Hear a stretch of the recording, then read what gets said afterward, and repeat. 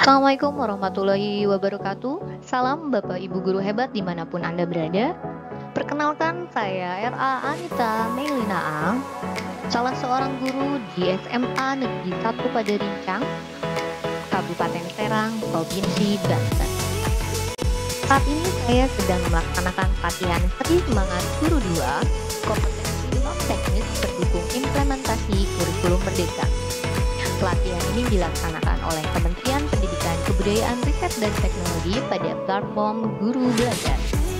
Kegiatan ini dilaksanakan selama 2 minggu mulai tanggal 1 sampai dengan 14 Mei 2023 untuk gelombang 9. Video ini saya buat sebagai refleksi setelah mempelajari materi tentang empati dan perencanaan materi pembelajaran.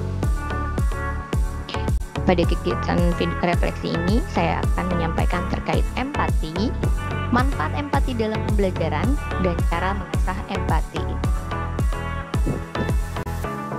Menurut Dr. Rosmini AP, MPSI, selaku dosen Fakultas Psikologi UI yang menjadi pemateri, empati adalah kemampuan untuk memahami perasaan, pikiran, dan keinginan orang lain. Namun, pada saat yang bersamaan tetap terpisah dengan menjadi diri sendiri. Empati terbagi menjadi 4 tahapan, yaitu global, empati egosentris, empati kognitif, dan empati abstrak. Empati global terjadi pada anak usia 0 sampai 1 tahun. Pada usia ini merupakan proses alamiah empati. Misalnya, dalam suatu lingkungan yang berisi bayi-bayi kecil, jika ada satu bayi yang menangis, maka bayi yang lain akan mengikuti menangis. Ini merupakan proses alamiah empati. Tahapan empati yang kedua adalah egosentris. Jadi pada anak usia 1 sampai 6 tahun. Pada usia ini, anak mulai bisa membedakan bahwa kesedihan itu bukan miliknya.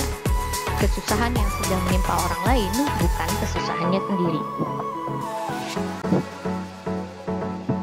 Pada anak usia 6-10 tahun, empatinya adalah empati kognitif.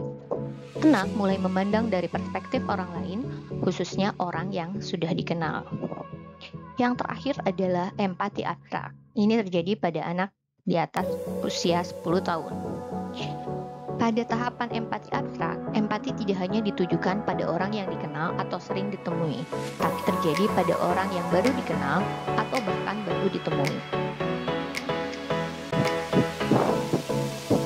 Empati terdiri dari faktor kognitif dan afektif.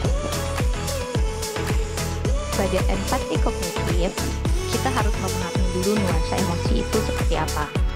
Tahu apa itu marah, sedih, bahagia, dan lain-lain. Faktor kognitif ini harus dipahami dulu sebelum seseorang dapat berempati. Sedangkan empati afektif adalah memahami emosi orang lain, yaitu saat seseorang melihat kejadian di luar dirinya dan dia dapat memahami apa yang dirasakan oleh orang yang mengalami kejadian tersebut. Lalu, apakah manfaat empati dalam pembelajaran? Manfaat empati dalam pembelajaran yang pertama adalah mengerti perasaan, pikiran, dan keinginan orang lain, termasuk siswa. Yang kedua, menerima orang lain dengan apa adanya atau menyadari kalau ada perbedaan. Yang ketiga, memandang suatu keadaan dari sudut pandang orang lain.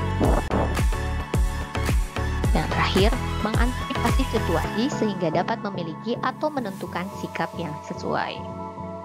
Lalu, jika tidak ada empati dalam pembelajaran, maka yang akan terjadi adalah hubungan interaksi guru dan peserta didik kurang baik. Proses pembelajaran menjadi berjalan tidak efektif. Guru hanya fokus mengejar target, dan ini banyak yang terjadi adalah siswa dan bertanya pada saat proses pembelajaran berlangsung. Lalu, bagaimana cara mengasah empati? Untuk mengasah empati, ada 7 hal yang harus dilakukan. Yang pertama, kontak mata.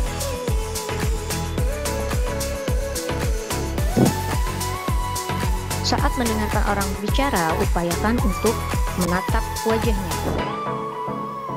Kemudian berikan respon yang sesuai.